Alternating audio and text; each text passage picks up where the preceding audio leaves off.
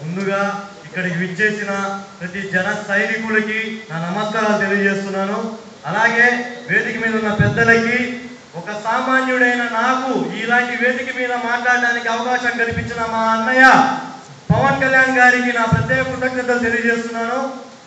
ఈరోజు నేను ఎంచుకున్న, నా పేరు హుసేను, నేను నెల్లూరు సిటీ 48వ డివిజన్ నుంచి వచ్చాను. ఈరోజు ఎంచుకున్న టాపిక్ ప్రస్తుత రాజకీయాలు, అలాగే ప్రత్యేక హోదా గురించి మాట్లాడాలనుకుంటున్నాను. ఈ రోజుల్లో రాజకీయం అంటే కరప్షన్, స్కామ్స్, ఫేక్ ప్రామిసెస్.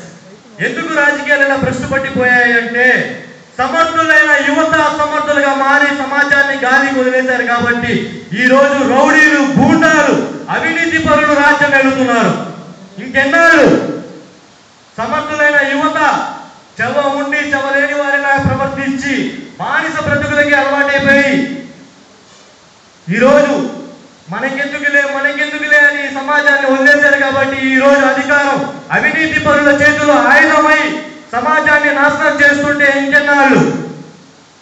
అలాగే ఎన్నికల సమయంలో ఎటువంటి హామీలకు ఇవ్వడానికైనా వెనకబోడు.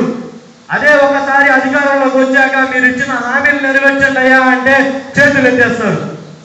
ఇదే విధంగా గత ఎన్నికల్లో ఆంధ్ర రాష్ట్రానికి ప్రత్యేక హోదా కల్పిస్తామని ఆనాడు కేంద్ర ప్రభుత్వం ప్రకటించింది. కానీ ఈరోజు ప్రత్యేక ప్యాకేజీలతో సరిపెట్టుకోమంటుంది. ఇది ఎంతవరకు న్యాయమని ఈరోజు నేను జనసేన పార్టీ ద్వారా వాళ్ళని ప్రశ్నిస్తున్నాను. ఒక ప్రత్యేక హోదా వస్తుందని ఇప్పటికీ తెలుగు రాష్ట్ర ప్రజలు నమ్ముతున్నారు అంటే అది ఒక పవన్ కళ్యాణ్ గారిని చూసి మాత్రమే. ఎందుకంటే పేదల పొట్ట కొట్టేవాడు నాయకుడు కాదు, పేదవారి కడుపులో నింపేవాడు నాయకుడు, ప్రజల వెంట నిలబడి ప్రజల సమస్యల మీద పోరాడేవాడు నాయకుడు. అటువంటి నాయకుడు ఎవరైనా ఉన్నారంటే ఈ రోజుల్లో మనకి అందరికి కనిపించే ఒక నాయకుడు పవర్ స్టార్ పవన్ కళ్యాణ్ గారు. అలాగే ప్రత్యేక హోదా వస్తే ఎన్నో పరిశ్రమలు వస్తాయి, చదువుకున్న వాళ్ళకి ఉద్యోగ అవకాశాలు కనిపిస్తాయి, ఎన్నో జిల్లాలు వెనకబడిన జిల్లాలు మెరుగుపడతాయి, ఇక్కడ చదువుకున్న వాళ్ళకి ఇక్కడే ఉద్యోగాలు వస్తాయి. కాబట్టి ప్రత్యేక హోదా అడుగుతున్నాం. ప్రత్యేక హోదాలో ఏముంది, ప్రత్యేక హోదాలో ఏముందని ప్రతి ఓడు మాట్లాడేవాడే. ప్రత్యేక హోదాలో ఏముంది అన్నప్పుడు ప్రత్యేక హోదా ఇస్తామని ఆ రోజు ఎందుకు ప్రభుత్వం ప్రకటించింది?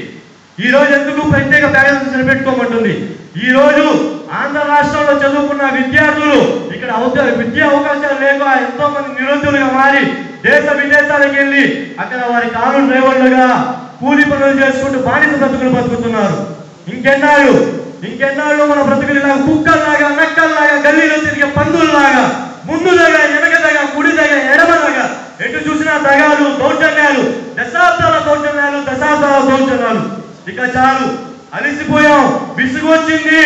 ఎవరు వస్తారా మన బ్రతుకులు బాగా చేసేవాడు, ఏ పార్టీ వస్తుందా మన సమస్యల మీద పోరాడే పార్టీ అని ఎదురు చూసే వాళ్ళకి ఈ రోజు ఈ జనసేన పార్టీ.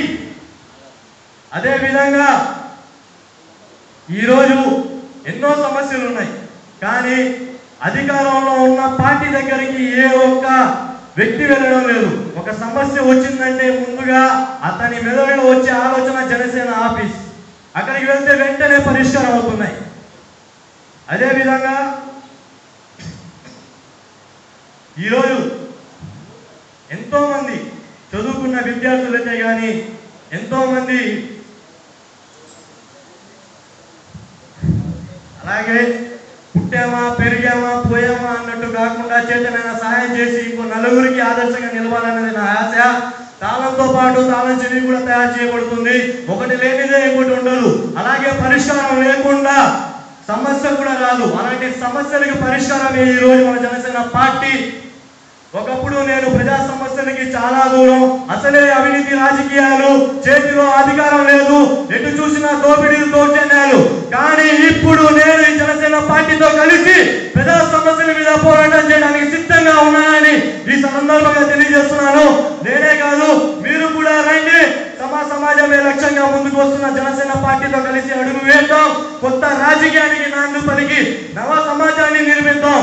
ఈ అవకాశాన్ని కల్పించిన మా అన్న పవన్ కళ్యాణ్ గారికి నా ప్రత్యేక కృతజ్ఞతలు తెలియజేసుకుంటూ జై హింద్.